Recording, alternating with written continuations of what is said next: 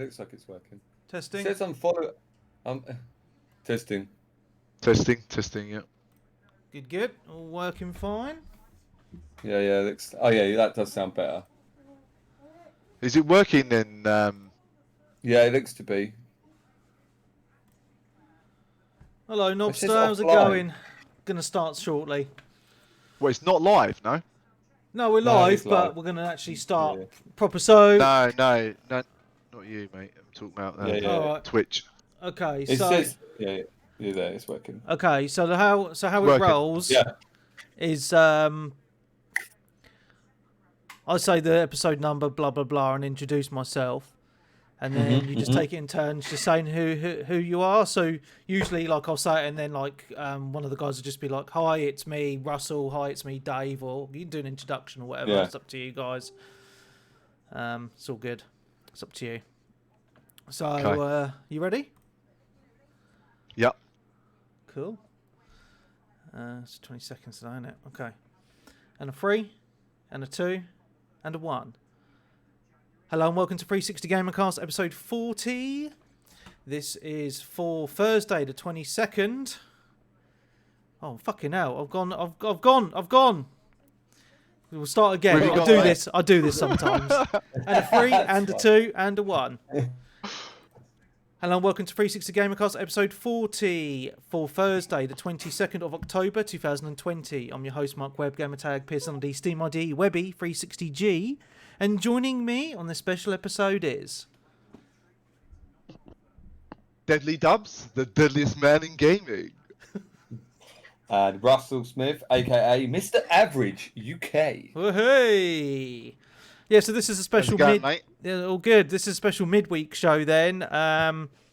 Mainly discussing everything PC, which is a little bit different to the usual shows, because most people that listen are console gamers, and most of my co-hosts are also console gamers. But obviously, I've moved to PC, and people are sick of hearing about it. But I think we need to explain some stuff, so we're going to explain the transition from consoles to PC that we've all done in the last few years. I think they've all been different as well, haven't they? Yeah, 100%. Yeah. And just some of the games, and obviously the main game that we've been playing, which is Escape from Tarkov, which is a PC exclusive. Yeah, it's hardcore first person. Amazing. Super hardcore. So I don't know who wants to go first. I mean, do you want me to jump in? I reckon you can start. Yeah. Start. How did you transition from the console to PC? I'm probably a little bit different to most people. I mean, because I PC gamed in the late 90s. I remember playing Half-Life and then kind of died off on it when I got back into consoles. So I've been mainly consoles my whole life, to be honest, especially the Xbox generation, starting off with the original Xbox and going through every single Xbox generation. But with the 360, I had a PC and I dabbled in Warcraft a little bit, but never really took off in my, PC gaming never really took off for me back then.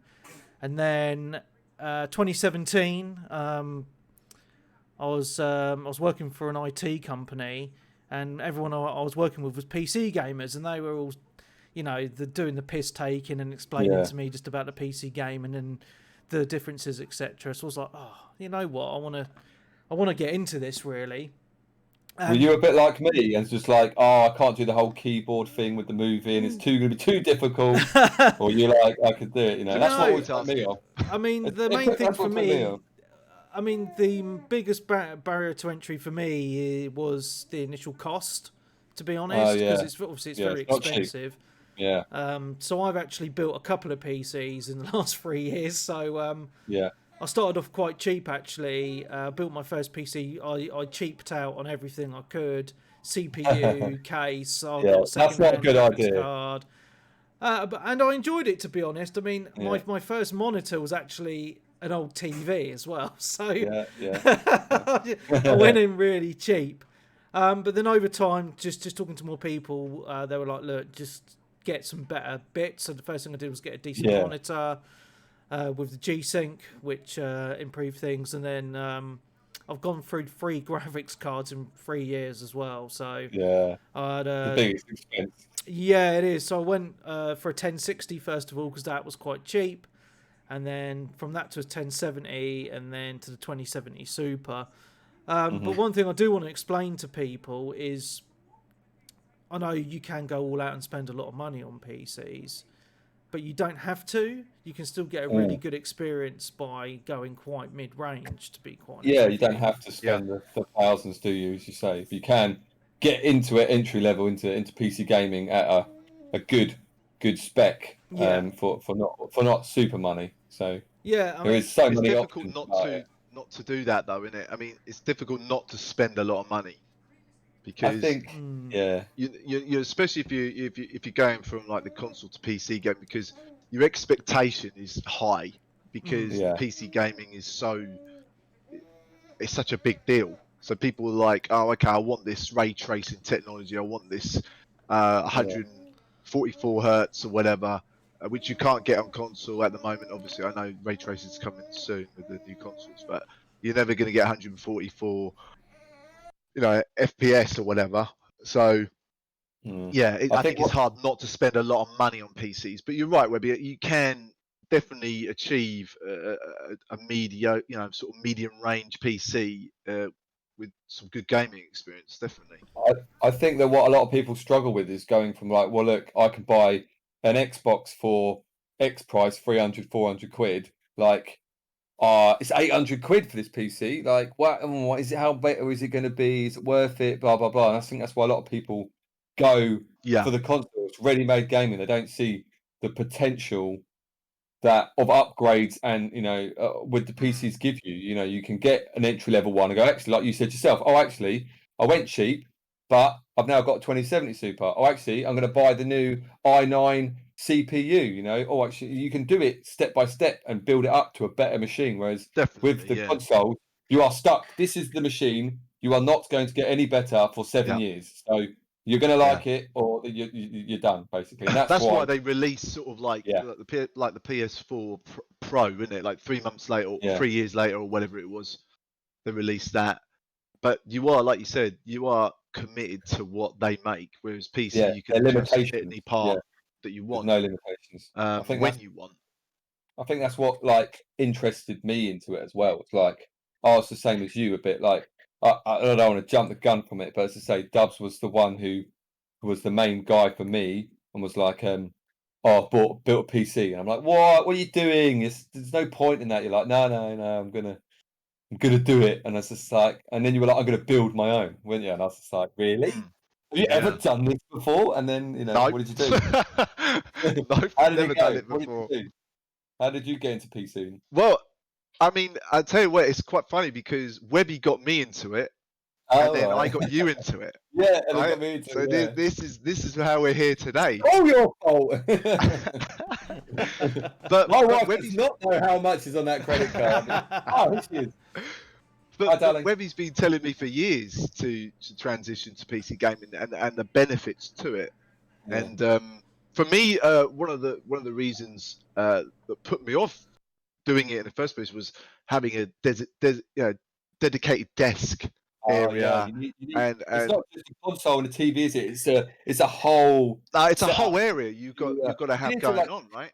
Accommodate an entire room. As we know, the convenience of consoles is just on your TV.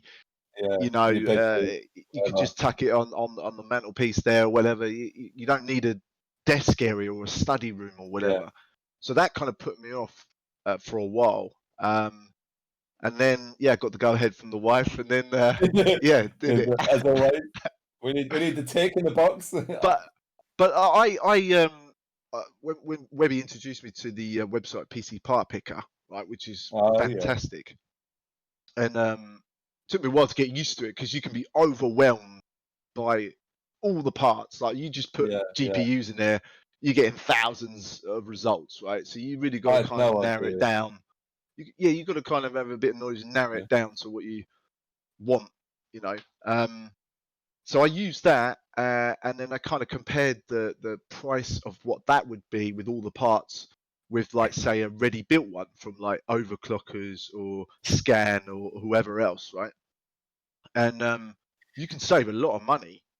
I think, give or take, I saved probably about £1,000 by Wow. 800 to £1,000 by doing the PC part pickers, and then building it myself, which was great. But it took me a long time. Well, it took me a good week to do it. It's not really a long time, but I was up till like 3 a.m. doing it every night of the week. Took me a day to build mine. Yeah, tell them why yours took a day. Because you built it for me. Yeah. So I learned from all my mistakes from my PC, Brilliant. and then built his in a day. Nice. It's like, don't buy that. Don't buy that. Buy this one. Buy that. Buy this. Yeah. I'm like, I have absolutely no idea what you're talking about. But okay, fine. Let's get this. Let's get that. Yeah. And then But I enjoyed it. I'll be honest. I enjoyed doing it. I would say my PC was stressful to make because I'd never done it before, and I was watching loads of tutorials. I mean, you can get lost once again, overwhelmed by how many tutorials there is out there. And then in the end, got it done, and then obviously twisted your arm, Average, to get one. Yeah. And then I said, get all this, get that, and I'm coming round. We took a day off work and just built it in your house in a day. It was great. Good, yeah. But my transition, as you say, it was similar to Dubs's. Well, I was playing Call of Duty on the. I've been out of gaming for like 4 or 5 years, and I just bought a Xbox S. Is it Xbox One S? Is that it? Is it One S? One S, yeah. I bought that around Christmas time, and because the kids, I got young kids, and they were getting a bit older, and I was like, I'll get a couple of hours now in the evening. So I was playing Call of Duty on it all the time, and then you just built yours, and you're like, you need to come and see it. I was like, I don't care about PCs. You're all gays. I don't care. I was like, no, and I was like, all right. I come around, looked at it, and I was like, wow, this is impressive. And you were playing Warzone. You were playing Call of Duty on it. I was like, this is the same as same game as you, right, at the time. Mine looks absolutely terrible. Mine's terrible. I was like, I want that. How do I get that? And he's like, well, you need $2,000. And I was like, oh, right. In that, and that's the big barrier to entry. As I said before, it's that initial outlay. But what I have found with some of the small upgrades I've made throughout the past few years, which I didn't actually need to do but wanted to do. You always want to do things, don't you? You're like, oh, I've got a couple of £100, or I've got £100. I'll get this, I'll get that, and you just, 100%. But it's like I've been having chats with people about obviously the new consoles, and obviously the new 3000 series cards are out, and just the price difference, right? Well, no one can get one, but people are saying, well, I can get an Xbox Series X for $450, which is mega powerful. It's meant to be as powerful as like a 2080, so they say on paper. Just for that. But then the thing that I always come back to is it's the games. Now, you look at next gen. With the PS5, the games are going to be £70 a pop. That's a hell of a lot of money for a game. That's a lot of money. Yeah. That's a lot of money for a game, isn't it? Yeah, it is a lot of money. And on PC, are they download only or are they disc? I don't really know. You can get them both. But what I've found is buying games off CD key sites or off key sites like CD keys. Yeah. You can get launch games, games on launch day for like triple A's. For like £35. But what I have found is in the past year or so that those prices are creeping up on PC. But it's not. I think they are. Yeah. It's not keeping up to the level of the price of the equivalents on the console though, and that's obviously because the console manufacturers. Do you know what? They take the cut. Yeah, exactly. I found interesting more recently than ever. And you'll know this, for example, Squad has just been released. It's you can download and play games in alpha and beta state, so you can actually help develop the game. You know what I mean? So instead of being like, there's a new game come out, it's like you're like, well, I've been playing that for 2 years. You know what I mean? That's a Squad I've been playing for 2 years. Yeah, exactly. It just got released, and I saw it, and I was like, this looks quite good. And you were like, and it was like, I've been playing that for years. I've had it for ages. Like, do you know what? Like, and that's so good that you can watch games grow and develop, and that's why me and Dubs love Tarkov as well so much, because not only is it so hard, and it's not a good thing that games are hard, but like we'll get into that later. But it's still in development, so they introduce new things, they release patches, and so it's still evolving. It's not even an end game. It's still not. It's probably another 12 months away from end game, and it's like, but to be able to play games in that state it's different than just playing. I like Call of Duty, don't get me wrong, but you get sweaties and everything. But like, the game is good, and they always do bring out new content and stuff like that. But as I say, it's just helping the development and stuff like that. It's a big benefit to PC gaming, definitely, that you can join in and out. I mean, don't get me wrong, alpha stage and it's all generally community, isn't it? Yeah, for the games, but good on beta PC. is good, you know, and you don't have to wait until the game's fully released to get a taste of it. Whereas console, generally, the game has to be fully developed before it's released on console. So I like that. That's another major benefit, I think, of PC. And half the time, the console games that are released, if they're not AAA, some of them are just absolute crap, aren't they? And you're like, what have I just spent 50 quid on this absolute crap? Where at least on PC, if it's like an averagey game, it's like what, 22 quid? And you're like, well, I'm not too bothered about that. I'll just delete it. Yeah, I mean, one example on early access for me was Wreckfest. That I think that only came out early this year or late last year, and I think I've heard of it. And someone was talking to me saying, "Oh yeah, I've just picked this up on Xbox." I was thinking to myself, "I'm sure I've played this before." And I looked at the Steam library, and I had bought it in 2015. I was like, oh, okay. You know, did you replay it again? Did you? Yeah, and it was completely different. It was completely different. Wow. Yeah, and obviously I saved a lot of money. Good few years to develop, isn't it? Yeah, so I'd saved a lot of money as well because obviously the games. Yeah, because you get full release, don't you? You get full release. It's like that, Webby. It's like that Bright Memory, isn't it? I mean, they're going to release the full game, aren't they? When the Xbox One X comes out, isn't that right? Isn't that what they were saying, claiming to be done? And we bought that. Was it like £7 something? Yeah, it was ages ago as well. Yeah. Yeah, it's really cheap. Obviously, you can only play like the first two levels on it. Yeah. But they're going to release the full game, and they said like, if you bought it at that stage, you'll get the full game upon release. Yeah, which is great. Yeah, you're getting potentially a high class game or AAA game or whatever. I mean, when cheap. When Tarkov is released, that's going to be a AAA game for PC, 100%. And because we've got, obviously Webby's got the poor edition, and we've got the full edition, like Edge of Darkness, which costs in excess of 3 figures. We won't go into that too much. How much it costs? We're the most expensive game. Here's us talking about the benefit of the prices of PC games. Yeah. But you get a giant butt, so it's fine. Massive but, butt. You get all free. Any future content is free as well. You haven't got to ever pay for another download.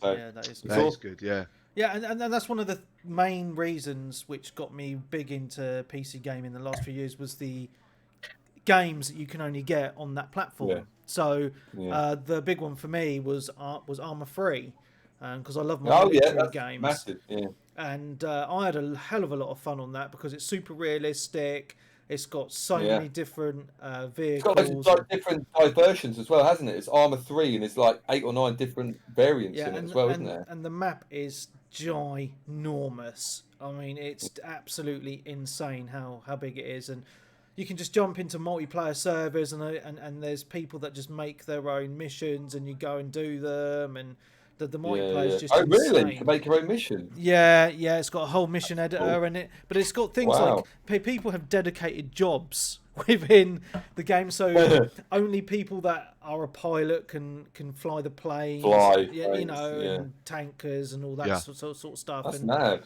Yeah, but it's very, very good, but it's very demanding as well on your PC. Is it similar to Squad at all, that Arma 3 then? Or? Not really. Squads, because obviously Squad is more... military infantry. war. Well, it's infantry based.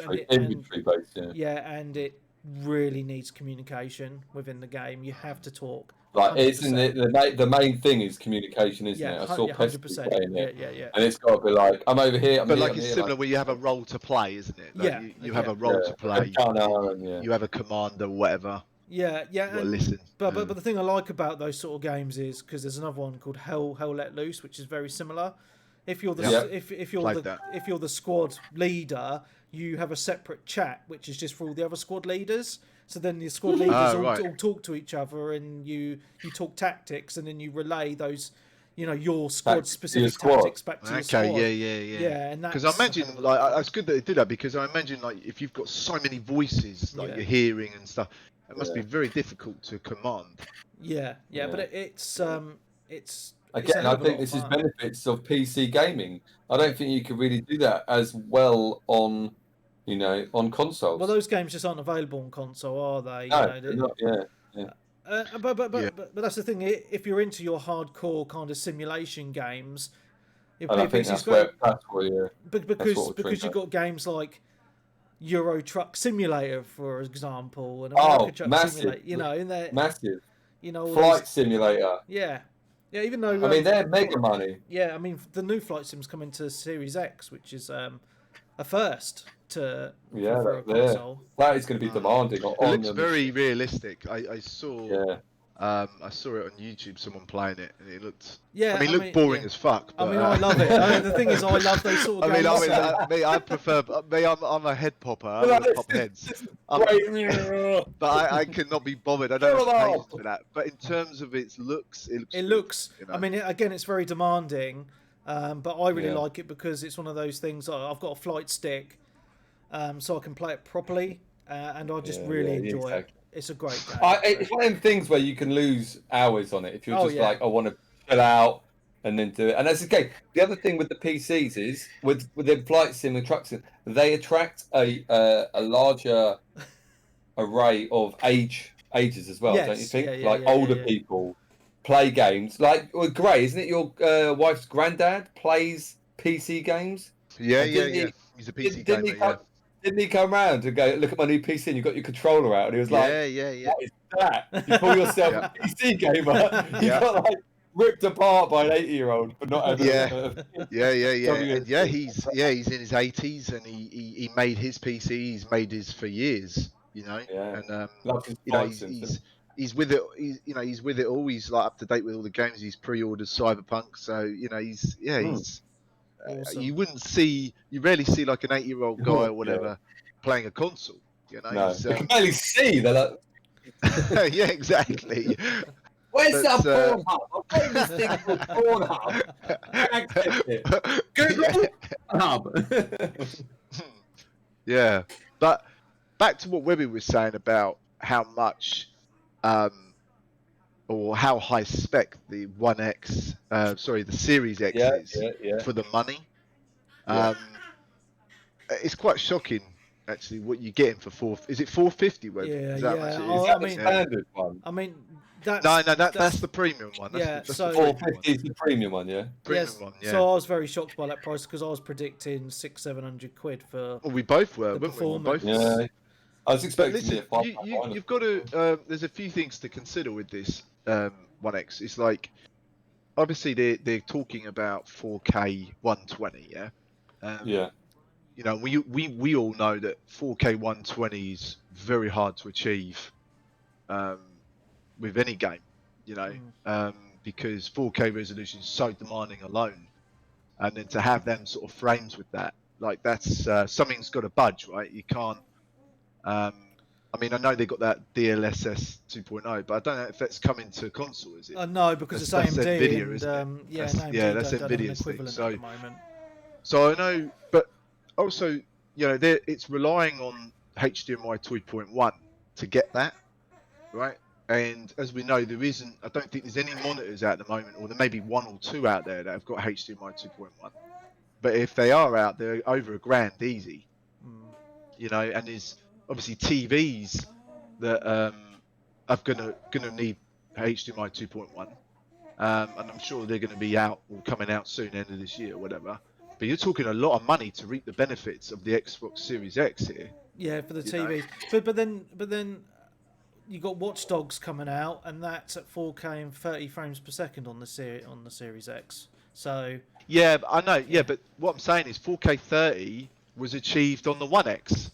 I know on many games. Yeah. 100%. Yeah. So what I'm saying is, you could. We've already people that had One X, including myself and you, Web. Yeah, I've still got mine. We've seen 4K 30 before we went to PC or whatever. So what I'm saying is that they're talking about 4K 120. That's great, but you know, you need to have 2.1 HDMI. You can't get that from 2.0 because 2.0 only offers 4K 60. You know. And but personally, I think you're going to get very few games that will hit that benchmark. Yeah. Well, no, they won't. They won't because 4K 60 TVs won't handle more it. realistic, isn't it? 4K 60, then you can get that from HDMI 2.0. But it's a hell of an upgrade, isn't it? To buy a console for 450, which is good price. But then you have to pay $1,000 for maybe a monitor, right? Yeah. You have to pay maybe 1,500 to $2,000 or whatever for a TV that has that ability. I don't know, you know. And then you're weighing it up, and then you think, well, fucking hell, I might as well go to PC. I don't know. It's a lot of money, right? In the end. Yeah, I to reap mean, the benefit. You're not going to be getting the full power out of. People aren't going to be able to plug in the monitor into their standard shitty TV and go, I've now got 120 frames. And a lot of people aren't like me and you and know the statistics and figures and actually know what you can get out of your machine. They think, I'll plug it in. It's going to be the max it can be. You're like, do you even know what output your TV has? They'll be like, no. It's like, you know, yeah. It's like I'm a mechanic with cars, and do you know what I said to people? Just a quick thing. I said to people recently, 2 people. I said, do you know what the tread does on your car? So I'm going to ask you a quick question, Mark. Do you know what the tread does on your tyres? Oh, it stops you skidding or something. I don't know. It displaces water. Yeah, the whole point of tread is to displace water, and everyone goes, it gives you grip. I'm like, no. It doesn't give you grip. Slick tyres is the maximum amount of grip to the floor, yeah? Sorry, mate, is this about gaming? Yeah, my point is... Could you just shut up about your fucking mechanics? My point is Fuck's that sake, people... who gives a fuck about that at the moment, man? We're talking people about... don't know about it. It's the point. No. People don't know about what things People do. choose And to it's the same with know about computers. that. Who cares? People drive cars, they don't know what's going on behind the It's wheel. all They done don't for know. you. It's the same with consoles. People buy an Xbox, they plug it in, and they just play games. They don't care about how much they get, do they? They don't care about the maximum capabilities. Well, most It's people about... just want to play games. I understand your point, yeah. They just want to play. They just want to plug it in and play. And that's it. So a lot of times they're like, I can't be bothered with PC. It's too much faffing about. 100%. Let's just plug it in, play FIFA, score some done. goals, shoot some people, go to bed, have a wank, job done. You know what I mean? That's the way it works. So, but then on social media, you see a lot of people saying, "Oh, I wish we had all these options on the Series X to change the resolution." Buy a PC and then. Stuff. And I'm like, well, why don't you just get a PC then? Because I can see this generation of consoles it's more like PC gaming anyway. They've got the mid-gen upgrades. Upgrades. You know, and you've got options within a lot of games to have on performance mode or graphical mode, etc. Well, just have a PC. And the one argument that I hate having with people as well is, well, if a game's not at 4K, it looks rubbish. When I'm like, games can look not if better. You have a decent monitor, right? Games can look better at 1080p than on the console equivalent of 4K, because the console equivalent of 4K could be on like the PC equivalent of like low settings, where I could be playing it on PC at 1080p at ultra. Yeah. That's the difference. You've got ultra and low. Yeah, you like put on you've low. got more like customization options, haven't you, on PC? 100%. But I think what people will be doing, which is going to be impressive, and I think will be the majority of people with the Xbox Series X and the Series S, a lot of people will be putting it to 1440p and playing 120. Now you can do that off HDMI 2.0. You can do that. You don't need a HDMI 2.1 for that. And I think a lot of people were going to be such as Fortnite or big games like that a lot of people into. 120 FPS at 1440p will look fucking pucker. For that game. And many other games, like COD and all sorts. So you don't need to have that sort of 4K. That 4K advertising is not a necessity. You don't. It's not like, oh shit, I'm not getting the pinnacle of gaming if I don't go to 4K. You 1440p on, like, we all know 1440p monitors with 144 hertz. They're fucking great. Well, they're because they're compressed. They're 27 inches, especially if you get like an IPS panel. So the colours pop. Monitor. Yeah, they're great. I mean, for example, I'll take my monitor. My monitor is 1440p. 144 hertz, right? It looks better than my 4K 60 television when I play a game.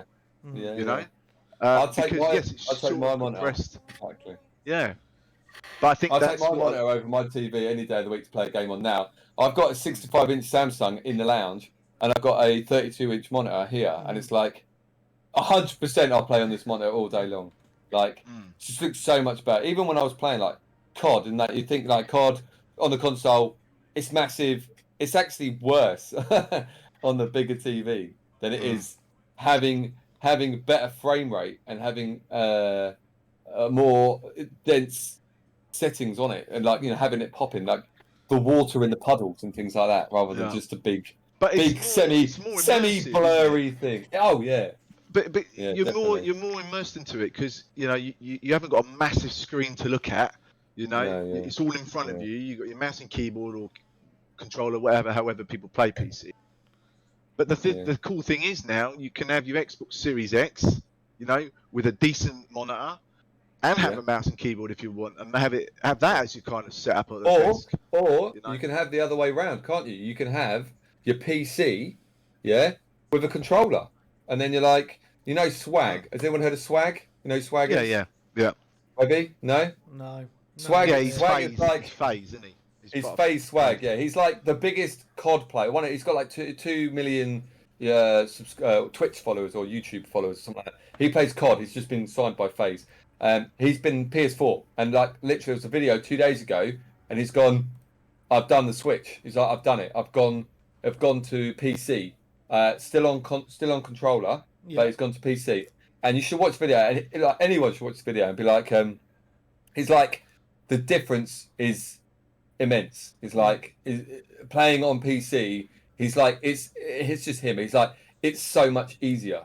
It's like the response time is quicker. It's like everything has no recoil, and he's still on a controller. But it's like, because he can see better and it flows better and it's quicker. Like, you don't have to think that you have to go to PC and then go to mouse and keyboard. You can do controller.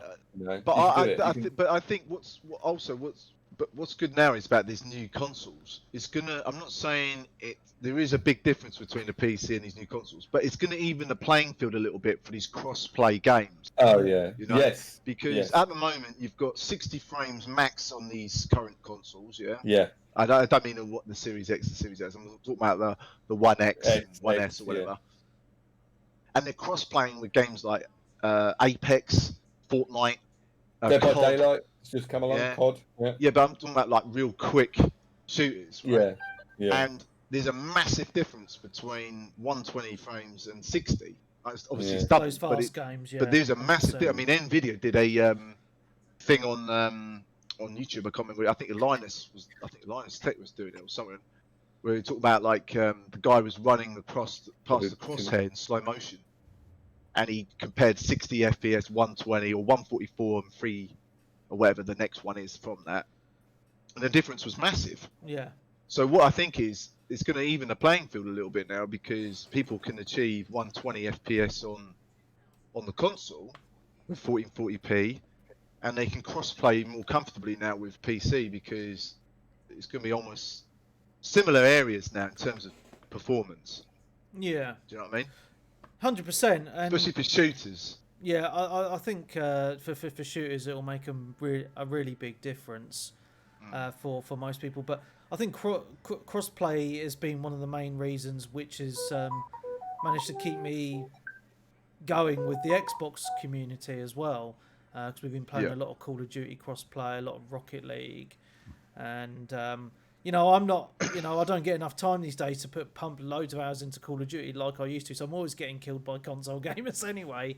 So I don't think there's any massive advantage if you're just an average type of player anyway. No, if you're an average type of player, that's understandable. But average is back. Performance, but in terms of performance, 60 FPS compared to 120 or 144 is massive difference. Yeah, 100%. It's massive. But like you said, if you're just an average man like Mr. Average here, then I suppose you're not going to sort of see much difference. But I'll be honest. When I was playing on the Xbox S, I was like, "This looks good." I was like, "This looks good. It's lovely. It looks like I wasn't offended. I was like, "It's nice. It's smooth. It's quick." It was only then going to seeing Dubs' PC to take it to say, this is mine is shit, and that's why I went back and I was like, mine looks terrible. I phoned you and I was like, I can't play on this anymore. My eyes, like literally, my eyes were that. What did his you eye, say? his eyes become snobby. Snobby. I had snobby eyes. It's like, mate, I was like, Snobby it's so eyes. blurry. It's disgusting. How do we build? What do I need to do to build a PC? And you're like, Yeah. well, let's talk about it. budget. Let's talk about budget. And I went to you, I was like, budget, all right. I said, all right, I'll tell you what, I could do 800 quid. Yeah, I could do 800 quid. And you're like, 800. I said that'll pay. I said that'll pay for the everything. GPU. Yeah, you did. Yeah. That'll pay for the GPU. I said we got the monitor, we got the keyboard, like, we got the shit. mouse, we got the I was CPU, like, all right. we got the All motherboard, right. fans, I was like, all okay. these shit. $1,000, and you're like, don't know, mate, don't know. And I was like, okay. No, I didn't say don't know. I said no, mate. That is not enough.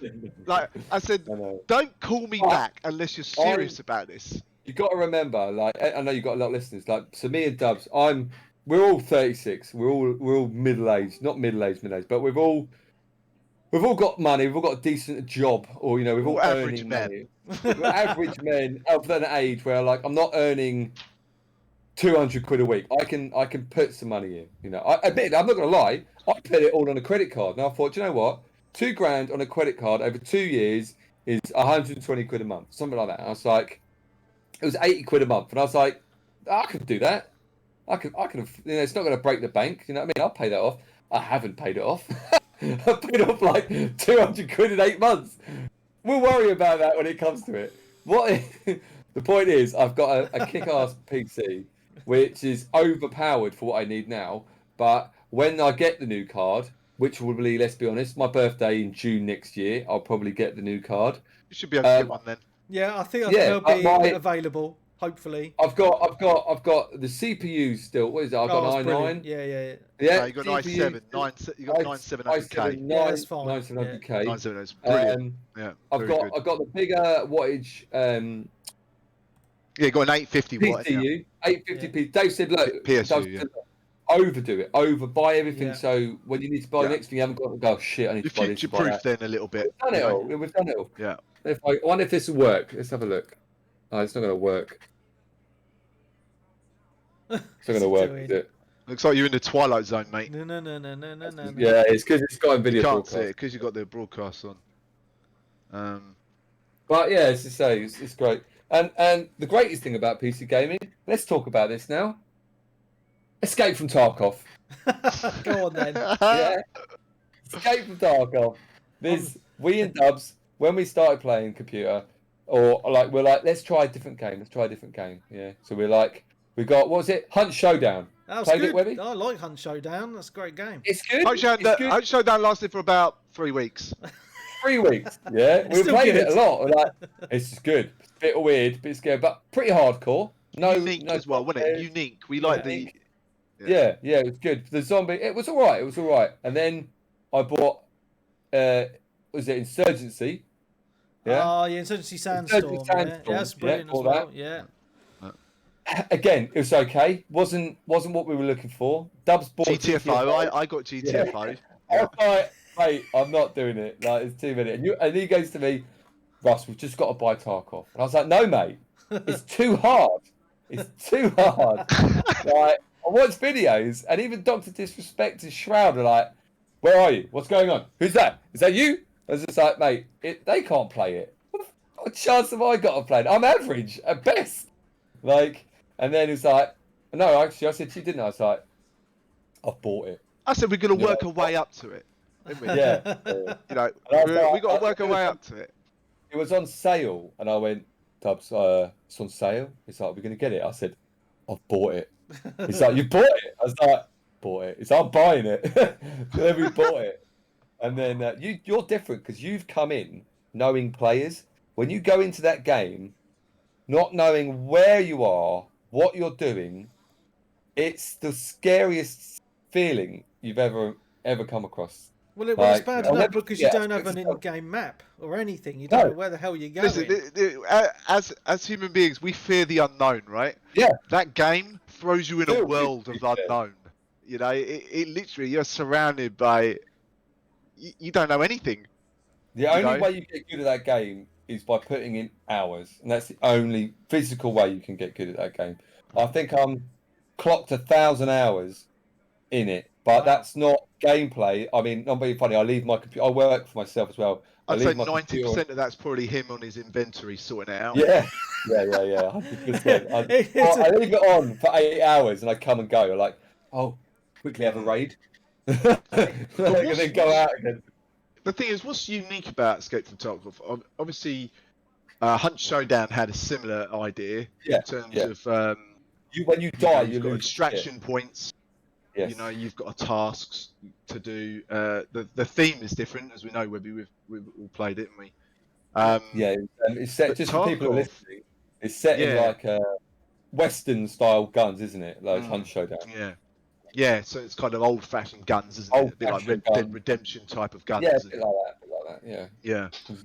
Weird women. I mean, for ages, we were obviously we all jumped on the boat of battle royales, right? We were playing PUBG, Apex, Warzone, and you know, and don't get me wrong, battle royales are awesome, but it was getting a bit boring, you know, and we needed something a bit fresh. So then we obviously found Hunt Showdown because it was something to do with extractions, and then you are kind of in a map together against PvP, PvE, and all that type of thing. Yeah. And then we found Tarkov, which took that type of concept to another level, and it's the most realistic game I've ever played, in my opinion. Don't get me wrong. And we're coming from like 20 years of gaming, all of us, isn't it? Easily. Yeah, and in my opinion, it's the best shooter I've played, multiplayer wise. It really is, and yeah, man, that is definitely my number one game at the moment to play. I mean, we've been playing it for about 8 months now. 10 months, 8 months, 9 months. Yeah, like not just saying like a little bit. I'm talking every night. Yeah, I know. Because about once a week. Every time I turn on my PC and look in your Discord channel, you're always online playing, both of you. Yeah. And I'm not being funny. Before my PC, before my little Xbox, I was out of gaming for about 5 years because I had kids. I met my wife then, and so I didn't have any time for it and stuff like that. And I did have an Xbox, a PlayStation, actually a PlayStation 4.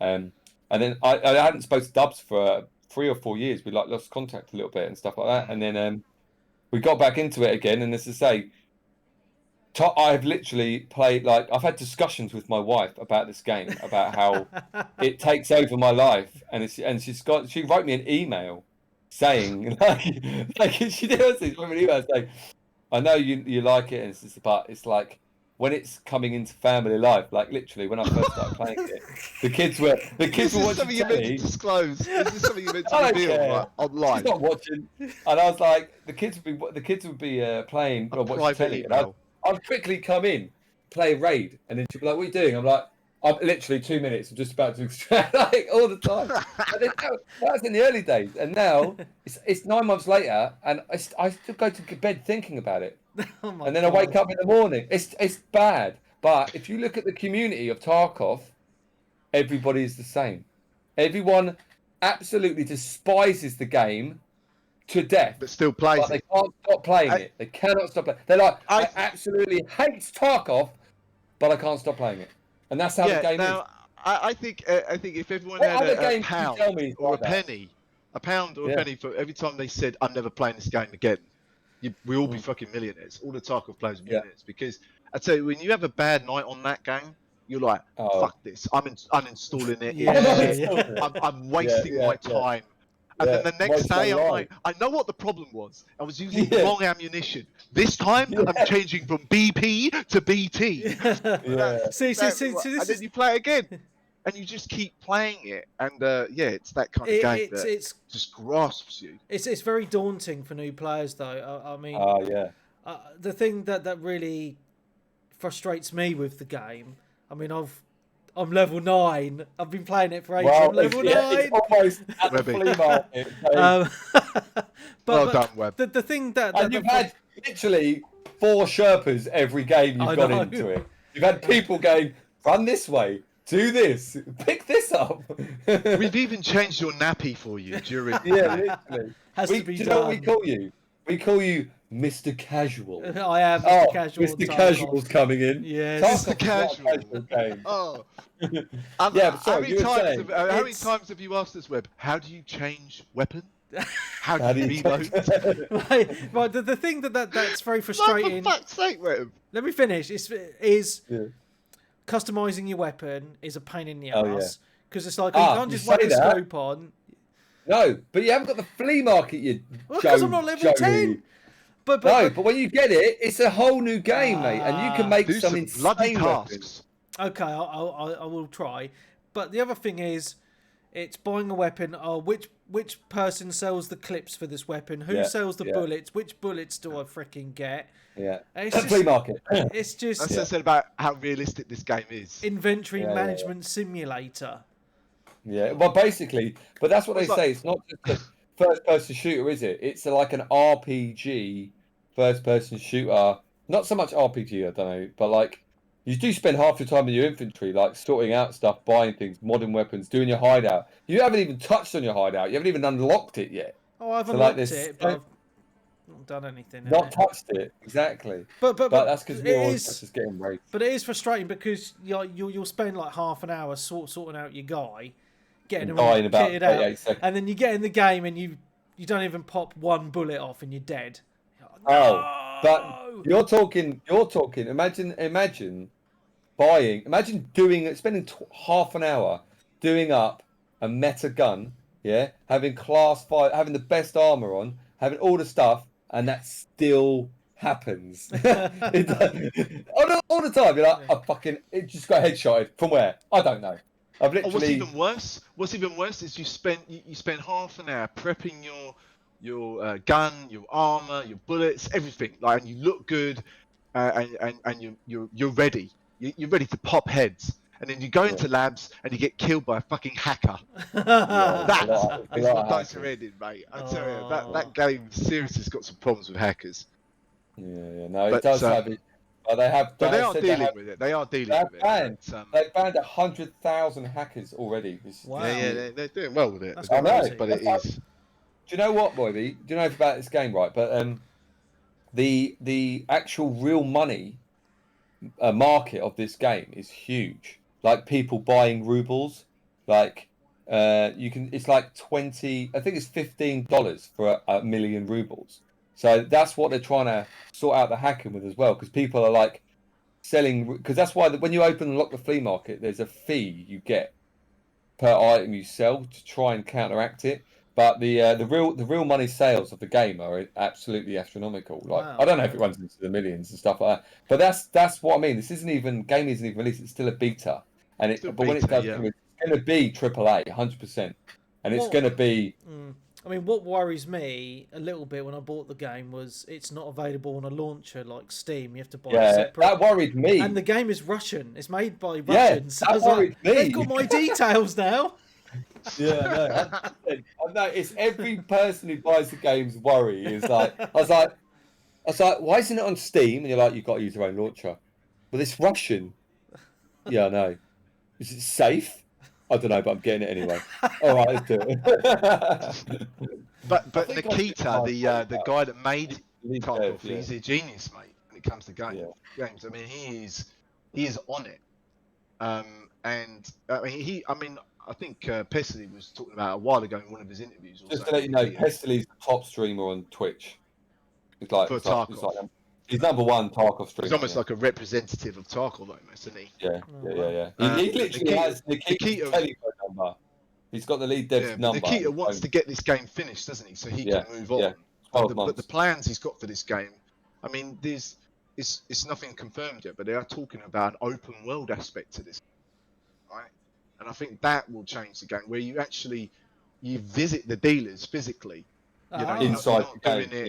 Inside the game, you'll go to their hut or whatever. Like Vince will be in factory and like therapists to be in the mid room. Then it becomes almost like an open world RPG / shooter, you know, where you're actually going into these places. Yeah, because there's a lot of maps in the game, isn't there? And they're massive. So you can talk about merging them all. You know, merging them all and then having. If you look in some of them, they've got like if you go to reserve, is it reserve? No, if you go to shoreline, you can see reserve, can't you, at the back of it, out the back tunnel. Oh, And if you okay. go to Yeah. like, you can see the next map in the background of it. So they're all going to be interlinked. They've already And they've thought still ahead got- with that.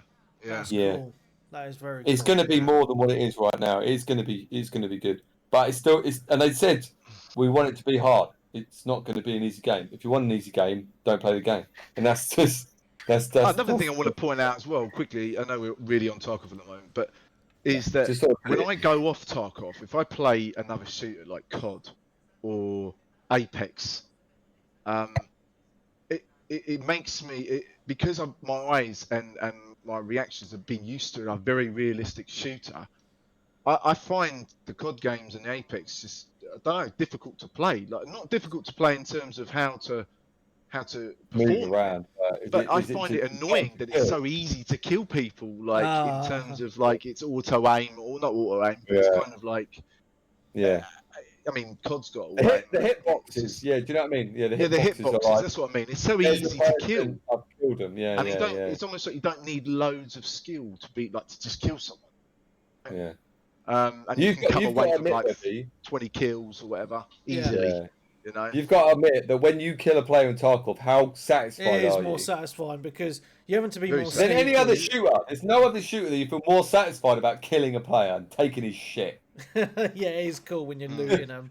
Unless it's a teammate, and you do that anyway, but we won't talk about that. Yeah, it's but it's let's not talk about that. Yeah, Dave.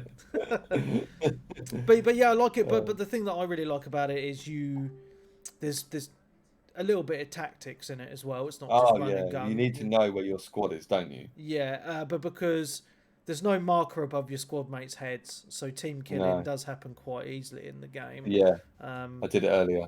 Oh dear. Yeah, I killed Jelly. Literally, honestly, it was a grenade. I lobbed a grenade. He's like, there's people to the left. I lobbed a grenade. He's like, oh, you've lobbed a grenade at me. I was like, I thought you were over here. He's like, no, I'm over there. I was like, oh, you're dead. Happens all the time. Yeah, it does. But yeah, I know what you're saying. Yeah, exactly. But the most frustrating thing for a new player when you're in a map is there's no map. So you're like, there's no map. Shit. No idea where you are. Yeah. No idea how you get out. No idea where anyone else is. So I mean, so what I've been using is just a map off the internet, so I can just kind of reference where I am. Because without that, I'm just not going to get out the map if I survive. You know. So can I ask you a quick question? Have you actually ever played Tarkov without anyone else being online? I played it probably about twice on my own. Yeah. But the thing is, if you like me and Dubs have obviously played it a lot. Like if you get a mission, to do something like find a pocket watch like we did the other day, without that is the only information you get. Yeah. You don't get any other information of where it is, like a beacon of where you've got to go. The only way you can find out what you have to do is by going onto YouTube and watching a video of someone else doing it. Yeah. It's the only way. That's how hard the game is. You're like, oh, I've got 3 lines of dialogue. Yeah. Where is it? Like, I don't know. Difficult. You have to watch a video and then step by step pause the video and go, oh, it's over here, is it? Oh, right, yeah. Where the hell is that? I've never been there before. So yeah, that's what makes it so good. The good thing is you can run it offline, right? You can run the game. We can run the maps offline, and you can get used to them that way. Yeah. They are bringing out. And you can set up having. You can set up like having PVE in there as well. Yeah. So you don't have to have PvP in there, and it's offline, so you don't lose your shit when you die. Oh, that's good. Yeah. And you can intensify the PVE. You can make it easy, light, medium, heavy, whatever. Possible. Yeah, and that's quite good. A lot of people don't do that, but I advise you should when they first find the game. After a while, if they're going to be hardcore players, a lot of them, because I'm in quite a few of the Facebook group things of Tarkov, and mate, you know what me and you we say? Everyone's the same. Everyone is like, I'm sick of dying. I'm sick of this. I don't know where this is. Does anyone want to raid? Blah blah blah. And you get the odd twat. It's like, just get good. It's like, you're an idiot. You're just an idiot. Like, you never get good at the game. Like, you just get lucky. That's what it is. Yeah, that's right. What game do you want to talk about, Web? Well, I wanted to touch on it because we said we would. So we've had a really good chat tonight. I don't think we've touched it. I think we've grasped it. I think we've really talked about Tarkov. So all my talking points I've pretty much gone through, to be honest, about the games. Your haircut? Should we discuss your haircut? I haven't had a When are you going to get that done? Probably when are you going to get it done? Next year. Because I had a chat with the wife the other day. She said she really doesn't like it anymore. Yeah, so just touching on PC games again. Yeah. Obviously, you've got a lot of the indie games which don't come to console, but I think one of the most popular ones is Counter-Strike. It still surprises me how popular that is. It surprises me. I downloaded that the other day because it's free to download, and I played it. Yeah. It looks terrible, but the gameplay is actually still quite good. Like it's you can get sucked into it really quickly. Like it's really good. It's quite blocky, but you like the PvE is the PvP is quite instant, and like it is still quite immersive, that game. Even what 20 years it's been running, at least 20 years. I remember my old PC 20 years ago, which was like dial-up shit, and I downloaded that and played it then, and I can't even believe it's still running. They still have like tournaments, don't they? All the time, yeah. It's nuts. It is. Do you know what? I'm surprised it's so big. League of Legends. Oh yeah, you need to talk to Evan about that. That is like, do you know on Twitch that has over 1 million viewers daily? I think it's the biggest esport game still. Which is absolutely I don't get insane. it. I don't get it. I've never played it, so I'm talking from a non-playing perspective. But I don't even want to watch it. Let alone play it. It's old now as well, but it's very popular. Yeah. It's over 1 million. It's like the biggest watched game. Yeah. Are they all from China or something, or is it just something that? All over. Oh, that's weird. Is there anything else you want to mention? Because I've got some questions from people. Oh, questions. Let's go. I love questions. I think we've gone through our opinions on the console, I mean, are we going to talk about how bad the launch was for 3080s or not? Or not? Do you want to talk about that? It's fucking awful. I don't know. It gives me a headache. Give me a headache thinking about it.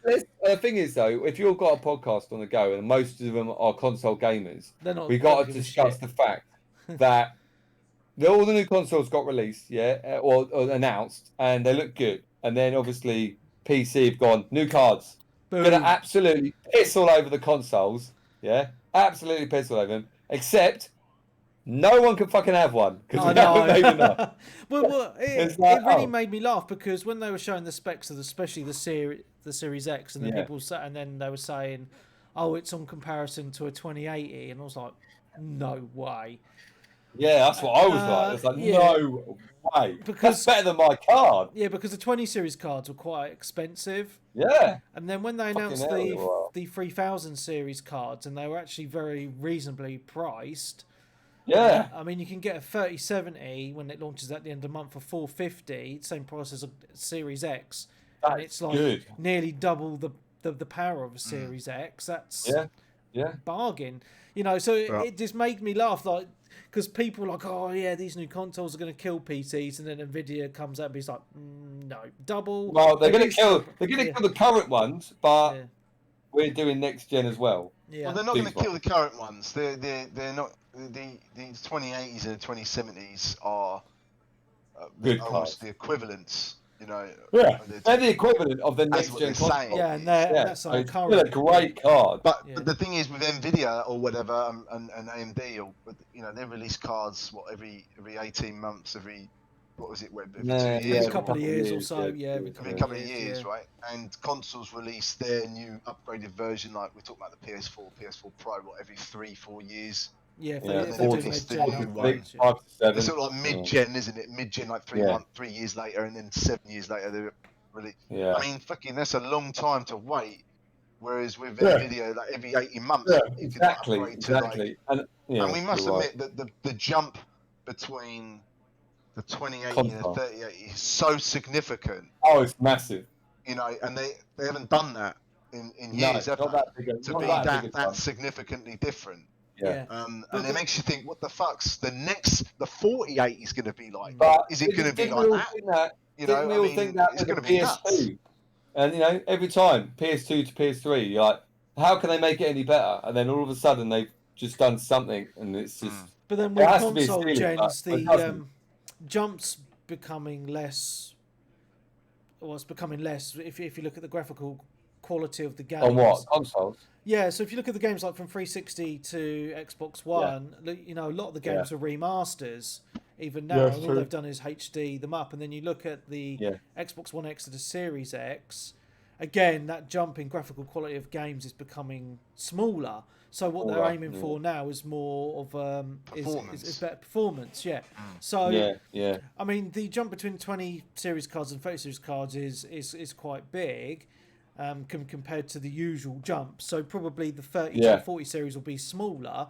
But then maybe if you're looking at it as a cost-based thing, you could run your 3080 until the gen after next gen consoles easily, because I agree. But because all the games are going to be made to run obviously on the next gen console, so as long as your card is better than those consoles, you're going to be you'll be a league above. Yeah, you're right. Yeah, so the 3080 is going to be good for the next 3 or 4 years, easy. Probably even longer if you want to make it. Even longer, yeah. You know, for 650. I just wish that my mate who built my PC fucking didn't make me spend all this money on a shit card that's now going to be out of date 8 months later. Why did he say, get a 1060 Ti, that'll do you till 6 months, and then you can buy the new card? Yeah, but the new card you probably won't be able to get till next year anyway, so it's even longer wait. And can you tell the world what card you've got? I got 2070 Super. Yeah, which is quite good. Yeah. It was £579, I believe. How much did you pay for your Webby, have you told everyone that you had a 2070 Super and then you sold it? Yeah, and then didn't get your new card and then had to buy another card again? Yeah, but I didn't lose any money. I bought a brand new one for the price I sold mine for. And you got warranty? Yeah, I bought it brand new. Bonus, mate. Yeah. So it worked out all right. Yeah. Obviously, you've learned from your mistake never to presume that you're going to get the next gen one delivered or whatever. But we won't touch base on this. I can see that vein popping in your head already. So we'll move on, shall we? Did you pre-order a new card as well? Who, me? Yeah. Yeah. Did you cancel your pre-order? Yes. Yes. So everyone who's pre-ordered a new card in this room has cancelled their orders. Well, and I'll tell you why. Obviously, I didn't sell my current card. I still have my 28. That's a really stupid move. Oh, I know. But the thing that pissed me off was it's the same with Dave, because we both ordered through overclockers and the scanner did something. They fucked everyone over. Well, because they didn't say it was a pre-order, they said it was an order. So when I ordered mine, it said it was they took the the fucking day. money. So they took 720 quid out of my bank account. I waited 4 weeks. Oh yeah, you're 500 and something in the queue. And while I was in the queue, they had 48 cards of the one that I ordered shipped in, and that was it in a month. 48. Yeah. So I was like, you know what? I'm going to cancel it and get my money back. And UK-wide, 48 cards. For 48 of that specific model of card that I'd ordered. Yeah. So still shit. Well, I got overcharged for the card as well, which annoyed me because when it came, if there were people that ordered it from the same site and got it for $650, whereas I got charged $720. But that's bullshit. Now, Nvidia are doing drops of their founders card every week or so. I'm gonna hold out for a founders card. I think, and I want a founders now because they're not the prices aren't being bumped up, so it's the standard $650. Yeah. And I think it's the best. I personally think it's the best looking. Yeah. And it's the best. It's the best. The way that the airflow runs through it, it's like the best system. Yeah, with the fans. Yeah. 100%. And I think it looks fucking sexy, that card. Good looking card. So that's what I'm holding out on now. But I think it's going to be. But my graphics card, currently is front facing. So like everyone else is on the side, but mine's on like that. It's nice. So I'm either going to have to get. And there's only this was the only one, wasn't it, that did it? I'm pretty sure. It's Aorus card. Aorus. They're the only ones that did it, and I don't want to lose that. I don't want to lose it, so I'm going to have to wait for another one to make us. Well, you can make all the cards like that. It's just depending. Oh yeah, true. But mine's RGB, so like yeah. But your one looks with the 3 fans all RGB'd up, front facing looks good. Webby, do you want to get to the questions then? If you said there's some. Yeah, so I've got a question on Discord from Tommy049. It says, "What made you make the change from console to PC, and do you wish you'd done it sooner?" Well, I mean, I would say mainly what we've talked about. You know, the amount of games. You know, the amount of games you've got to access, even in beta mode or what we're talking about. That I like the options that you can. The performance options with PC. I like the fact with PCs you can do just not gaming, you can do other things with it as well. But I would say mainly because of performance. And because I'm a shooter, like as in I love shooter games, FPS games, performance, as we know, is very important for that. And obviously you get inspired by a lot of streamers that play on PC, and you're like, wow, how are they getting that 100 plus frames? I want that. And sort of that was one of my main reasons for sort of transitioning from console to PC. In terms of whether I would have done it earlier, I would have done it earlier. But like I said, it was all about the convenience of whether I can have a desk or not at a time. And I mean, I highly recommend it to anyone. That's my point of view. What about you, Mr. Average? I'd say before.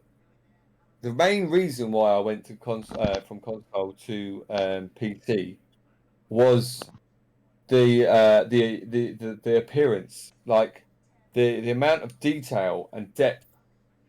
It looks so much better. It's unbelievable. Like, unless you've seen it to believe it, you won't know how good. Like, the fact that you can adjust the shadows and the textures from low, medium, high, ultra. Like, and some of the stuff, like the reflections in the water, you know, how good a game can actually look on a PC versus a console. You can't compare it. It's so far advanced on a PC, and it flows, like, you know, the flow rate is great. But when you're actually looking at a game and you go, have you seen how good that sunset looks? And you actually take a second to appreciate what you're looking at. You don't get that on the console.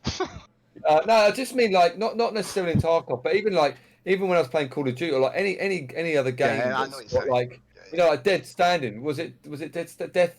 You know, the game when you're running around. Stranding, yeah. You were saying that game looks amazing. It's like, amazing looking. That's what I mean. Like, you just can get immersed in it and go, rather than playing a game purely for what you're doing, rather than actually appreciating what you're viewing. That's unexpectedly what I appreciate most about it. Would I have done it earlier? If I would have done it earlier, I would have done it like 10 years ago earlier. Like installed it in part of my life a long time ago, rather than I would have done it a couple of years earlier. No, I would have either done it 10 years ago and then grown up with it rather than consoles. But I love, I've always been a casual player. I've played FIFA. I've played this, but me and Dub, we used to play a lot of Championship Football Manager, didn't we? We used to play Football Manager, like, which doesn't require graphical performance at all. No, it doesn't. Like, we used to play it on the PC, and there's a large community who play that game. We used to play on laptops, didn't we? One thing I would say I appreciate more than I ever thought I would do about PC is the community. Like, you can go, like, with Discord and everything like that. You don't do it as much as me, and I don't know what Webby does, but, like, you can join a forum or a Discord from any game you're going in, and everyone in there is friendly, helpful, tries to give you tips. No one's like, oh, you're fucking shit, blah blah blah. When you're on, like, Xbox or PlayStation's even worse. Like, unless they're your mate that you don't really go, oh, you're quite a good player, let's be friends. Do you know what I mean? But on here, it just seems to be everyone's willing to help. Yeah, everyone's willing to help each other out and give you advice. In game, yeah. I agree, yeah. Do you agree with me? So you're talking about when you're meeting people in game, right? In game, yeah, in game or in lobbies or in Discords or like everyone's like, "Oh, join my Discord." And I've more got likely Discord. to want to actually chat as well. They actually and I'm like, actually, all right, I'll join the Discord. And now I'm actually like, oh, well, like people are playing the game. You like jump in. You go, "Oh, you all right?" And they're like, "Hey, how you doing? Yeah, we're about to jump in. Come in." You're like, okay, you know, you don't feel as intimidated than sending a friend request to a random person. When I used to play console, I send a friend request. I'm like, "Fuck is this?" No. You know what I mean? I do actually agree with most of that. One of the reasons why I launched 360 Gamercast back in 12 years ago, nearly 13 years ago, was because obviously the party chat, the game chats were very hostile. Yeah. Especially in Call of Duty, in COD 4. Yeah. Are you talking about like if you're in the actual chat of all the players? Yeah, in the game chat. Yeah, it was. Everyone is evil. They're just like, "You're a fucking dick, you fucking prick." You're like, "Oh fucking hell, really?" Yeah. So obviously started the community, and we got away from that and went into party chat, and the community for the Xbox community now is obviously it's grown into PlayStation, PC, etc. It's good because we all know each other, right? But when I went to PC 3 years ago, obviously there was a very few people in my community who game on PC. Obviously there's a few, so I found myself going into game chat a lot more, just to try and meet people or just to play games and enjoy them. And I very rarely met any arseholes, but I think a lot of that is maybe to do with the sort of games that I've been playing. They've been the more like the military shooters, like the Ghost Recons as well. You know, you get a lot of people that want to play it properly, the more mature. These are the games that need the thing is these games need communication, don't they? They need you to like help each other out, like not be like, "What are you doing, you dick?" Like, don't need your negative input. Like, what have I done wrong? Where are they? Like, help me out rather than put me down. Because what I've found is because I play Call of Duty quite a bit still with my Xbox friends. On PC it's a little bit different. So on Xbox, if you go into party chat, it blocks out the game chat, whereas on PC it doesn't. So what I found out very quickly to turn off game chat on Warzone, because I was in a party chat, and within a couple of minutes, people were in the game chat going, just swearing and being racist and saying all sorts of shit. I was like, I have to mute this. I can't be dealing with it. So it's still there. It's still prevalent in those sort of games. Which is a shame, and I think consoles are trying to sort that out.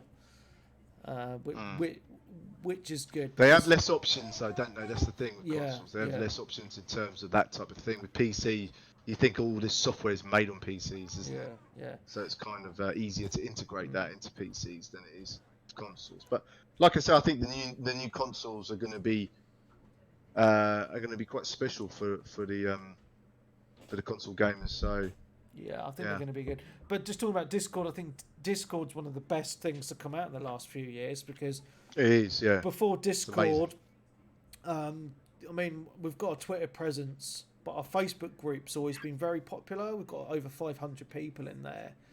Wow. But what I'm finding now in the last 6 months or so is actually the Discord group.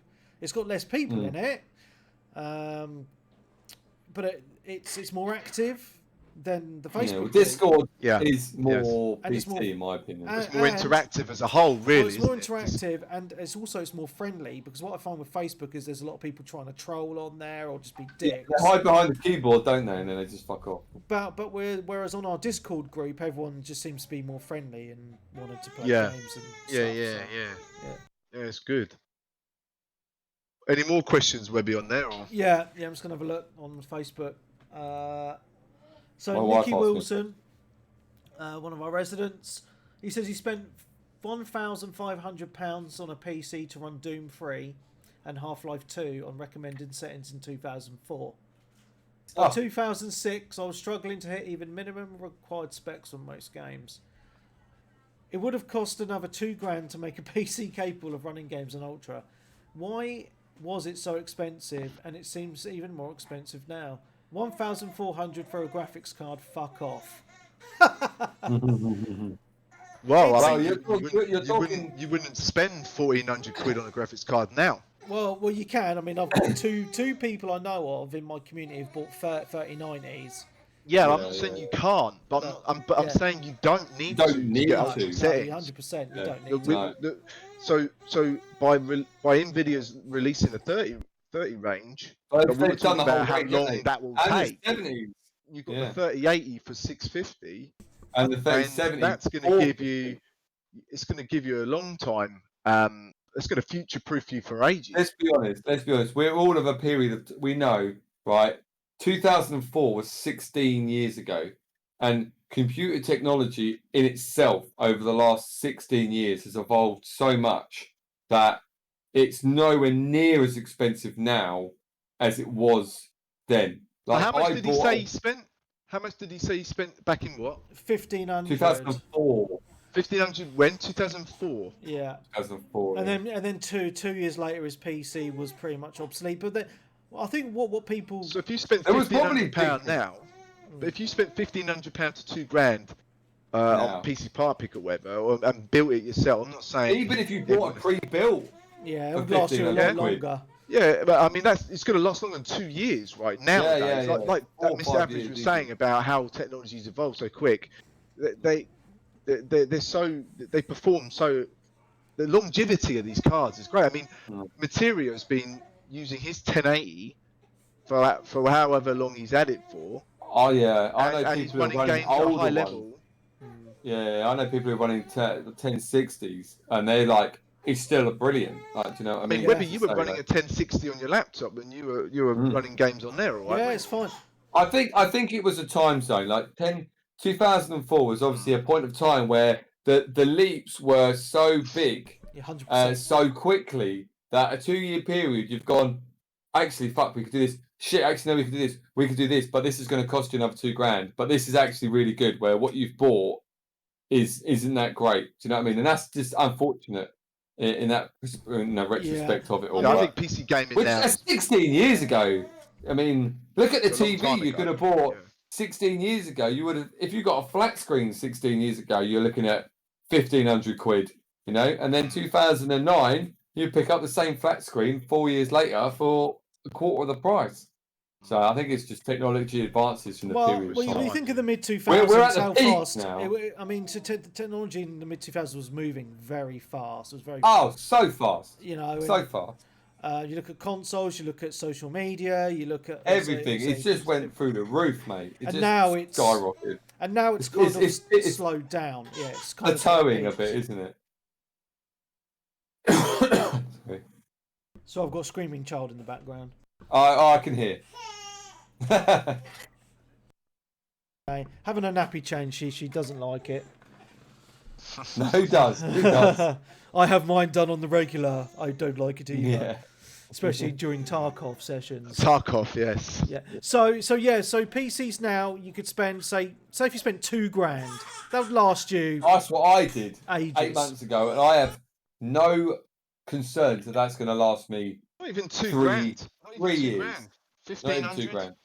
Yeah. 1,500. That's including the monitor. To 1,800 to $2,000. You know, you don't need to be spent like we were talking about. You don't need high-end gear to run games at a high-end. The thing is, the difference as well is we've all built. Did you build your PC, Webby? Yeah, he did. Yeah. We've all built our PCs. I've done 3 now. I always constantly look to see what you can buy because I like to do it. Yeah, and if you were to say, "Oh, I want to buy a PC for 1,500 quid," what you will get versus what you can build will be significantly underpowered versus if you take the time to build it yourself. Yeah. Now, it is a bit more time consuming, but if you're actually interested in gaming, you should be interested in doing it.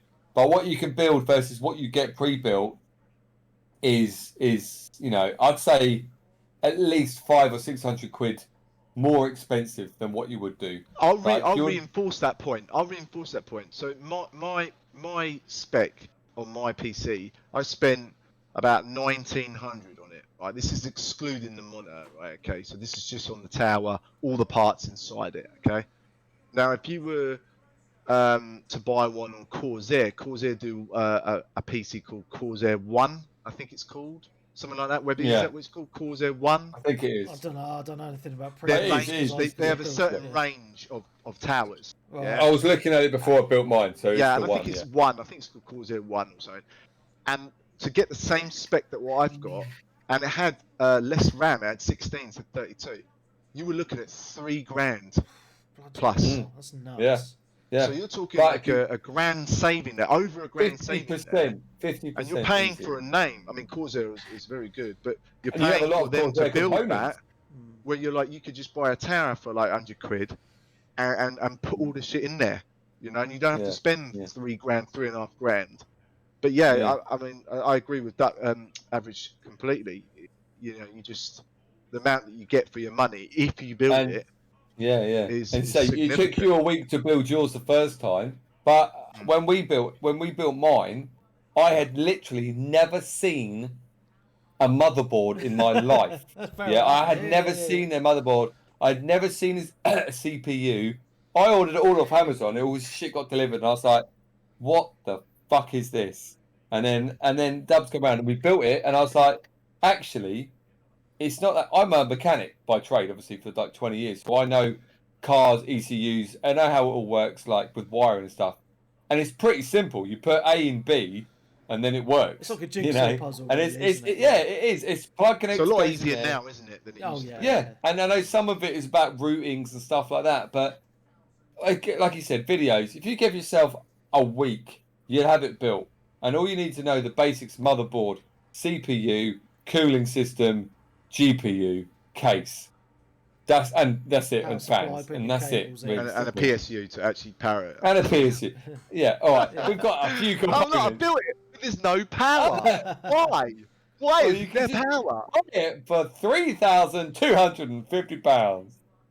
But yeah. Oh look, there's a plug here. Where does this go? Yeah. We had a few of that, didn't we? Though we're like, what is this doing? I have absolutely no idea. Yeah, like we've got this cable out. It was like this, and it was like 10 things coming out. Oh yeah, it was like, and we're like, what the fuck does this go? And then they're options. We don't have any of them. Fans. There were fans. But the cool thing is as well is you can customize the look of your build. However you want. So it's all around the tower, and it's the starting point is the tower.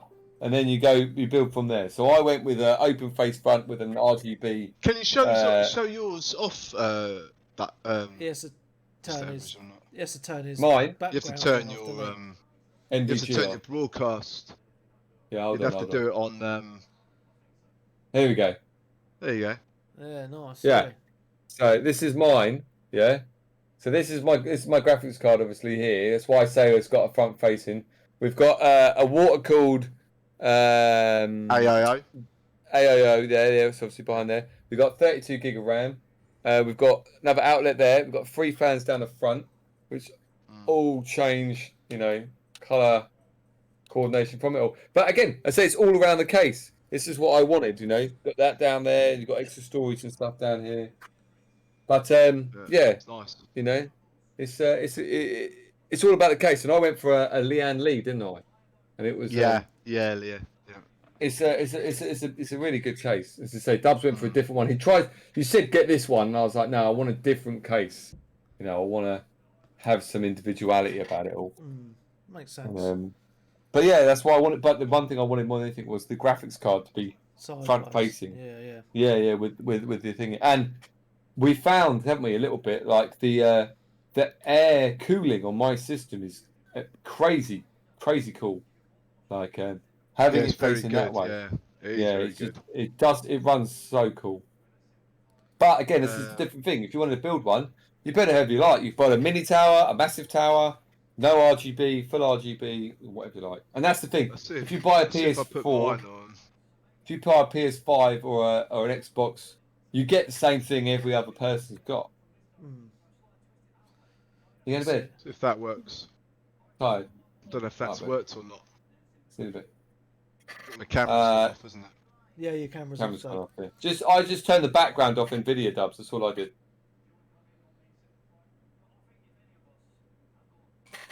It's me and you, Webby. How's it going? You alright? Yeah, I'm just looking at questions. Okay. Any more? Let's do a bit of a conversation. Dave Rampage says, Why do you not like playing games while sitting on the sofa on a 75-inch screen? Oh no, don't get me wrong. Yeah, no. Like I said, I've got a 65-inch Samsung in the lounge, and I like playing games on it.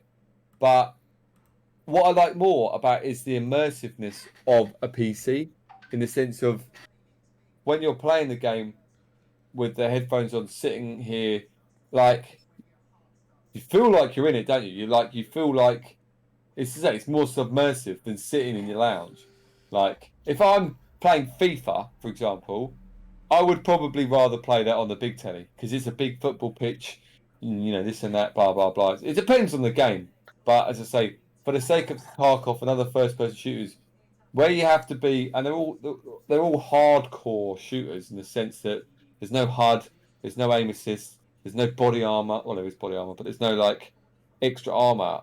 Your reaction times are critical, aren't they? Like, I need to be here, looking at what I'm doing. I can't be sitting all the way back here, like feet up, you know, in the slippers, not playing. You know, it's fine, but you fucking die more than you don't.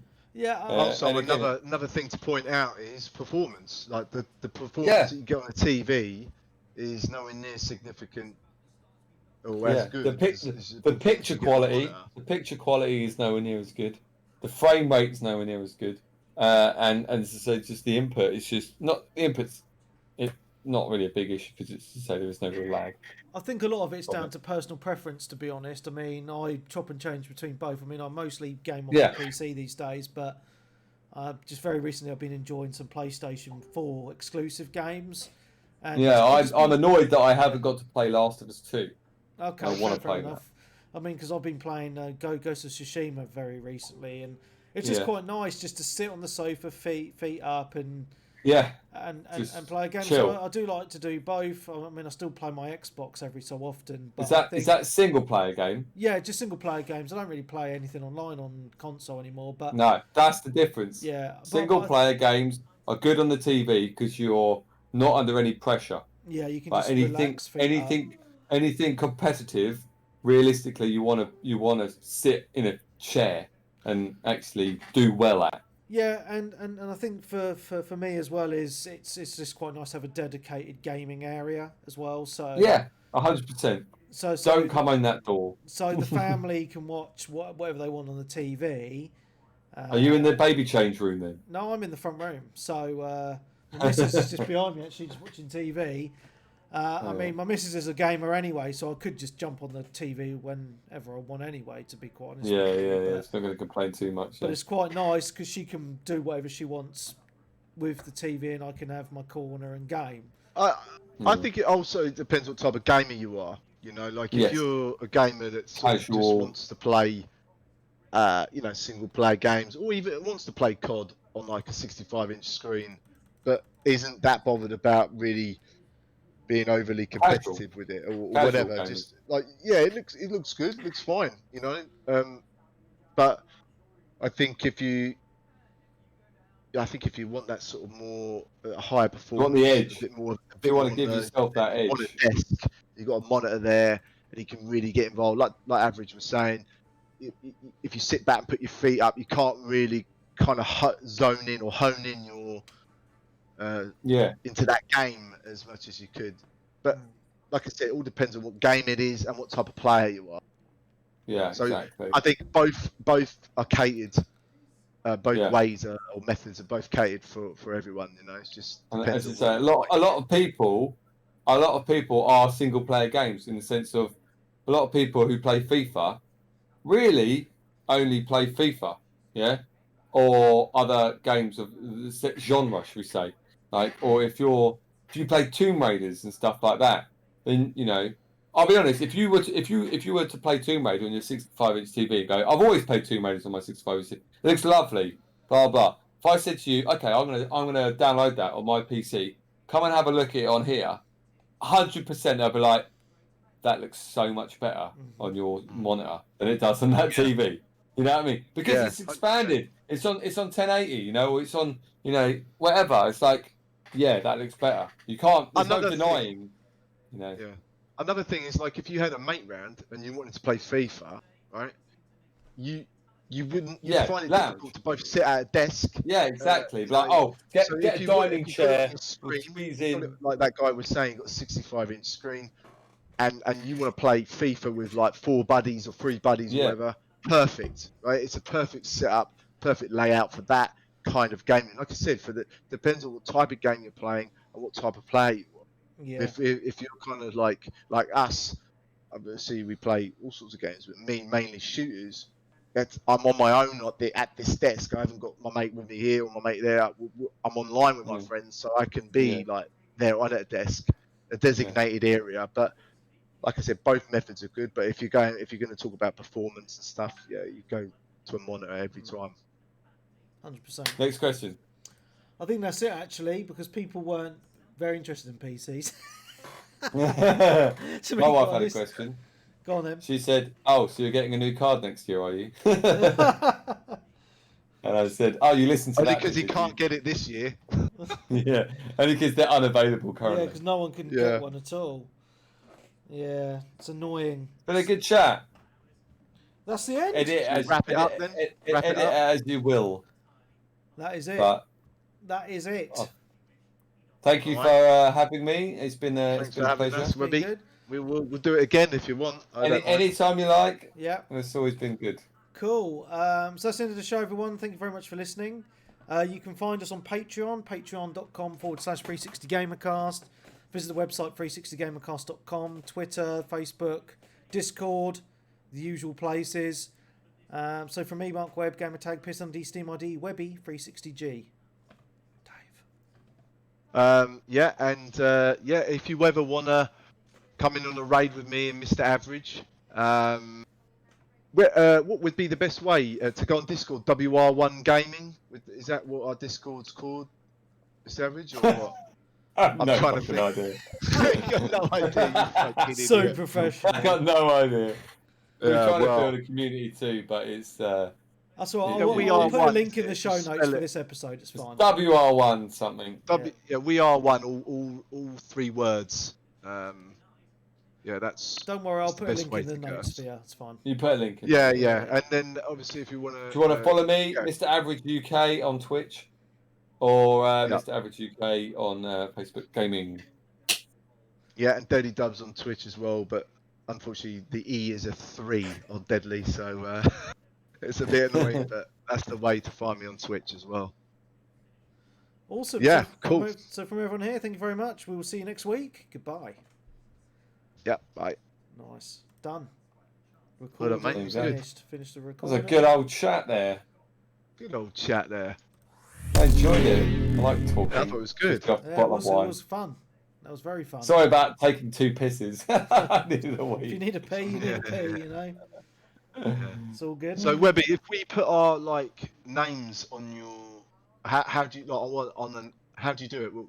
Where would you put it? Announcements or? What's that? What do you mean? Well, how to find us on Discord, our names, how they're spelt, because we fucked it up, didn't we? We said, you can find us on.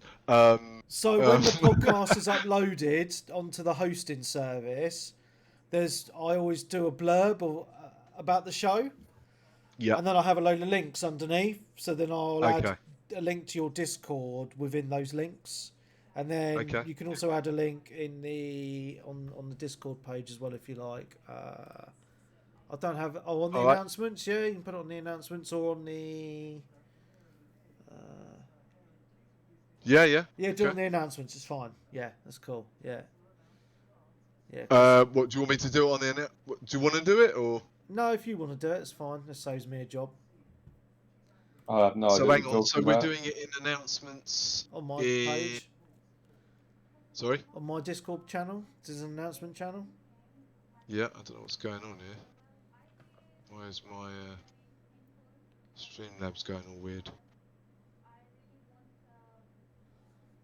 Okay, yeah, so announcements. Yeah. Okay. It says you do not have permission to send messages. What, in the announcements page? Yeah. Really? Page, do you want to just do it then? Oh, I didn't realise I'd put any. What is that massive controller behind you?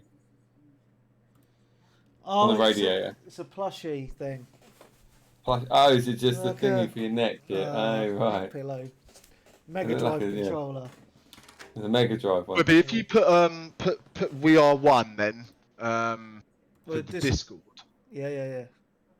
If you spell it obviously with 3 separate words.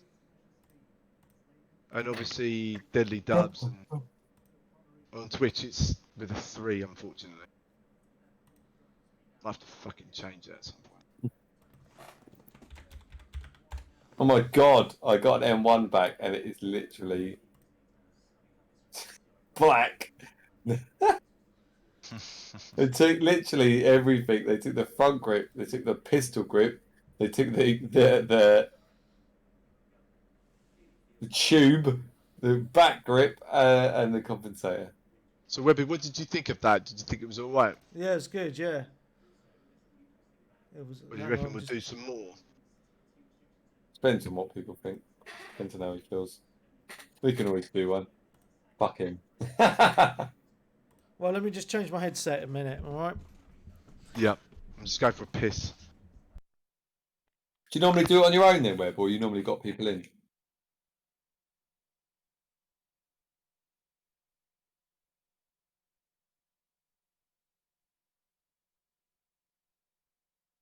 Webby?